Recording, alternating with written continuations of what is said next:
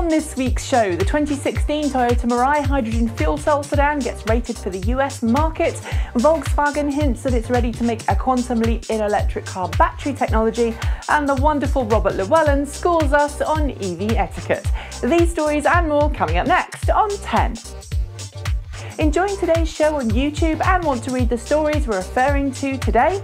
Either click on the little information bar at the top of this video on selected stories, or head to our website at www.transportevolve.com, where you'll find the latest future car news as well as our buying guides, tech primers and of course our weekly show notes. It's Friday, July 3rd, 2015. I'm Nikki Gordon-Bloomfield, and I think someone forgot to turn the oven off this week. It hit 35 degrees Celsius on Wednesday, and we don't have any AC. After an exciting double-headed race weekend in Battersea Park, London, Brazilian Nelson Piquet Jr. has been crowned the first ever FIA Formula E World Champion. Piquet, who went into the weekend with a 17-point lead at the top of the leaderboard, had a pretty disastrous weekend, finishing 5th in Saturday's race and 7th in Sunday's race. Thanks to his lead, however, heading into those final two races of the season, he was able to still claim the first Formula E title by just 1 point, which we're sure more than enough made up for the tough 2 days of racing. For those who are unfamiliar with Formula E, it's a little like Formula 1, except with zero-emission, all-electric single-seat race cars. Each race lasts about 50 minutes, with drivers swapping their nearly depleted cars halfway through the race for a fully charged one. Unlike Formula 1, all of the circuits are built on existing city centre roads, leading to some pretty tight, demanding twists and turns, as well as some pretty uneven tracks, as demonstrated on Saturday.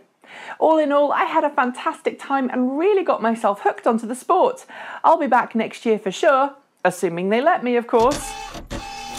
We're not sure if it was just coincidence, but last weekend also happened to be the weekend that the Refuel 2015 took place at the Mazda Raceway Laguna Seca in California, as well as the Pikes Peak International Hill Climb in Colorado.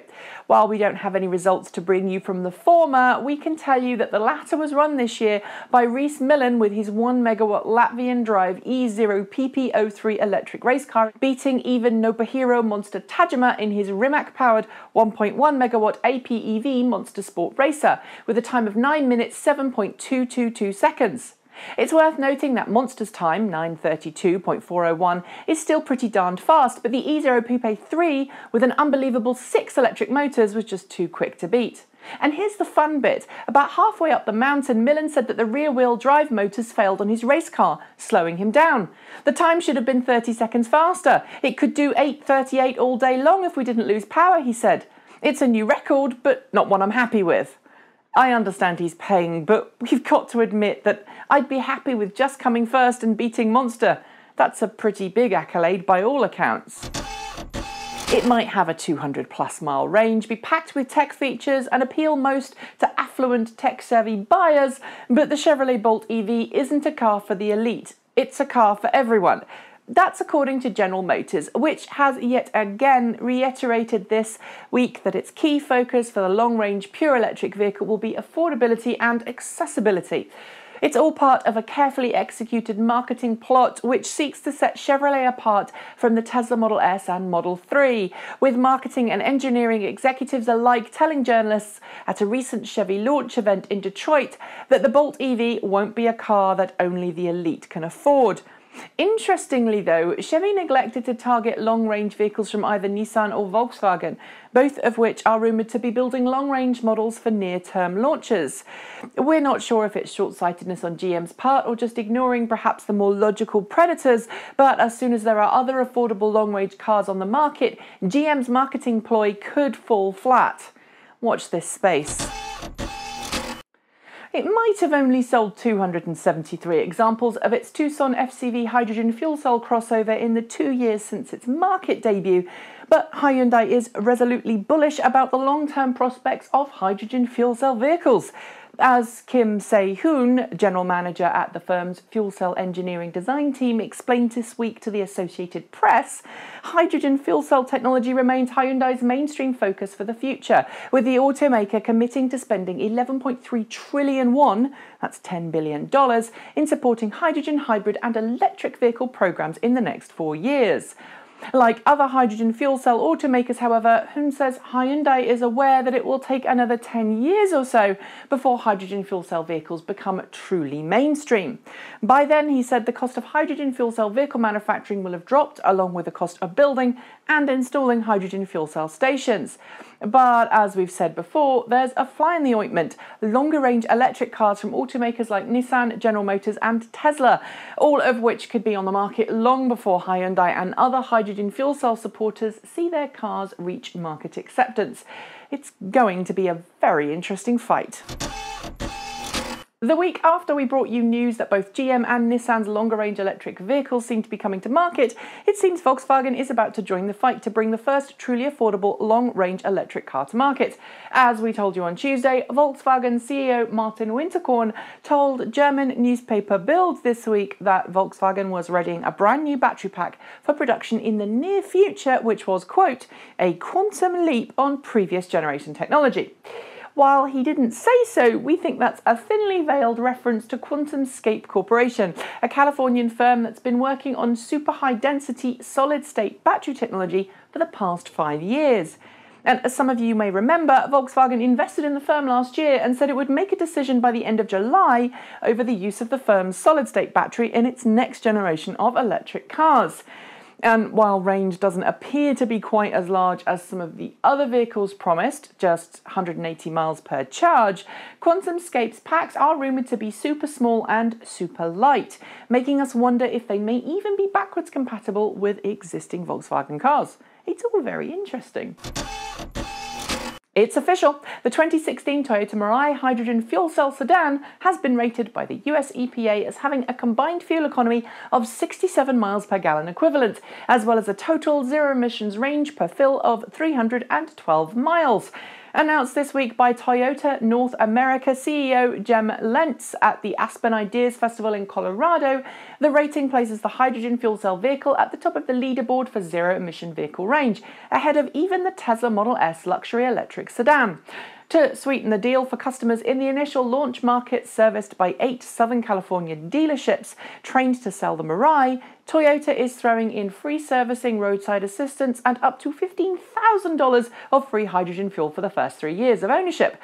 Given that the Mirai will retail for $57,500, that fuel bonus will be particularly welcome for those considering one, especially when you think that the estimated cost to fill one up will be about $50. But with only 12 public hydrogen filling stations currently in the US, it'll be a while before you're able to take a long-distance cross-country trip in one, so do bear that in mind if you're tempted. As the man in charge of the Renault-Nissan alliance, which in turn has sold a massive 250,000 plug-in vehicles since 2010, you'd be forgiven for thinking that Carlos Ghosn would be a little worried about Tesla Motors' plans to bring its $35,000 Tesla Model 3 to market in a few years' time. But talking in London this week, Carlos Ghosn said that Tesla Motors isn't a rival for the electric car marketplace, but an ally. That's because, unlike Tesla, Ghosn said, the Renault-Nissan alliance is keen to focus on volume sales in the heart of the market, essentially turning customers who would otherwise pick up a small efficient diesel or petrol hatchback into electric car drivers. We're not sure if Ghosn will feel the same way when Tesla's highly anticipated Model 3 electric sedan hits the market, as its price will likely butt up against the next generation Nissan Leaf. But it is good to hear the two most influential electric automakers out there are focusing on getting more electric cars on the road rather than trash-talking each other. I'm looking at you, GM.